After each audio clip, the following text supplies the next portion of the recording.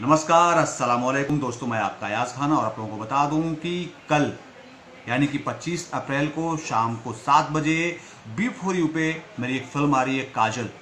बहुत ही प्यारी और खूबसूरत फिल्म है।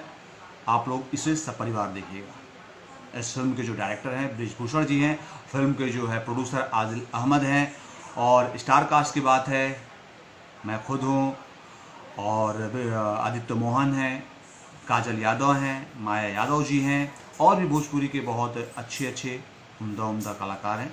तो प्लीज़ आप लोग इस फिल्म को देखना ना भूलिएगा। कल शाम 7 बजे यानी कि 25 अप्रैल शाम 7 बजे बी4U पे। तो इस फिल्म को देखिए और जैसा आप लोग को लगे प्लीज़ इनबॉक्स में कमेंट कीजिएगा कि फिल्म आप लोगों को कैसी लगी। अच्छी लगी तो भी, बुरी लगी तो भी, मैं आप लोगों का कमेंट का वेट करूंगा। नमस्कार, घर में रहिए और लॉकडाउन का पालन कीजिए। जय भारत, जय हिंद।